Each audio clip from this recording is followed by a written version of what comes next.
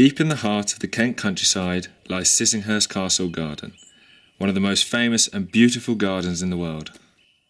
But if you can, cast your mind back to the day in April 1930 when Vita, Sackville-West and Harold Nicholson, the creators of this garden, first saw the crumbling Elizabethan ruins and the mellow Victorian farm buildings all nestled within the rural landscape of Kent. Despite its ruinous state, Vita immediately fell in love with the place. To her delight, she found an old orchard within the grounds of Sissinghurst. This was to become her wild garden, with daffodils being scattered throughout, roses climbing and clambering up old apple trees, and grass studded with wildflowers. Back in the 1930s, farming methods were still very traditional, and wildflowers were abundant everywhere. But now wildflowers in Great Britain are rapidly disappearing from our landscape, following the mechanisation of farming after the Second World War. Post-war, the emphasis was on increasing food production. Hedgerows disappeared to create massive fields that allowed large machinery to be used with ease, and the use of fertilisers became the norm. Food production shot up, but wildflowers and meadows went into a catastrophic decline, with 98% now destroyed. Here at Sissinghurst, we want to help reverse that decline, and are working on introducing more wildflowers into our orchard, and establishing an environment in which they can thrive. We're returning to the traditional methods of meadow management practiced by farmers in the centuries before, which allowed rich biodiverse grasslands to evolve. We've learnt how to scythe too, rediscovering this ancient craft. In doing so, we're following in the footsteps of Vita, who scythed the orchard during the war and wrote about it in her poem, The Garden. What pleasant sounds the scythe in the wet grass, where ground's too rough for the machine to pass.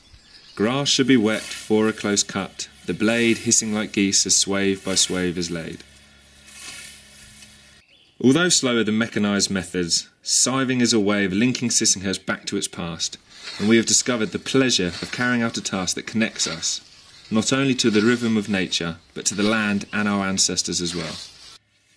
There is something deeply satisfying about scything. The steady progression across the field, the rhythmic sound of the blade, and the connection back to a more pastoral way of life. Nothing can beat the feeling of arising at dawn on a summer's day and entering the field, scythe on shoulder and metal bucket in hand, with the rough sharpening stones rattling within. Sounds are minimal in the early morning light, only the birds are awake at this time to welcome in the day. As the cutting starts, the only sound to be heard is the sound of the metal blade cutting through the long grass, echoing around the ruined brick walls of Sissinghurst and filling the meadow. Scything is a simple activity, but one which takes practice to perfect. Unlike Vita, who would have used the traditional English scythe, we use the Austrian scythe, which is easier to handle and care for.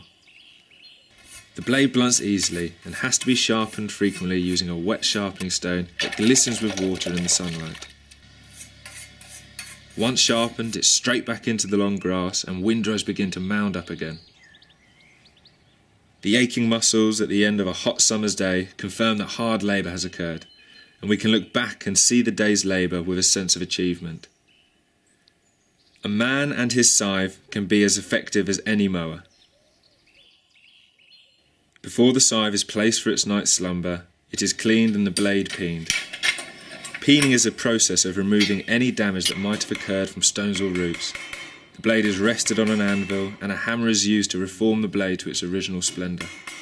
A well cared for scythe is indeed a thing of beauty and worth.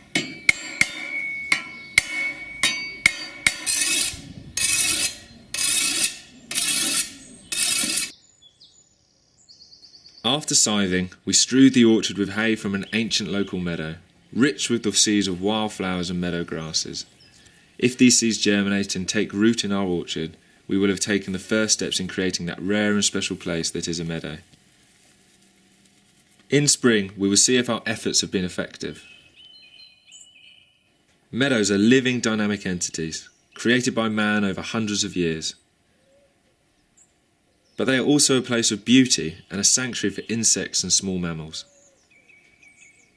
Such places enhance our countryside and are worth all efforts to conserve and protect them. As humans, we first created meadows, and then destroyed them. The challenge in the 21st century is to recognise what we have lost and protect the precious meadows that still exist. Only then will the future of our meadowlands be secure and their beauty protected for our future generations.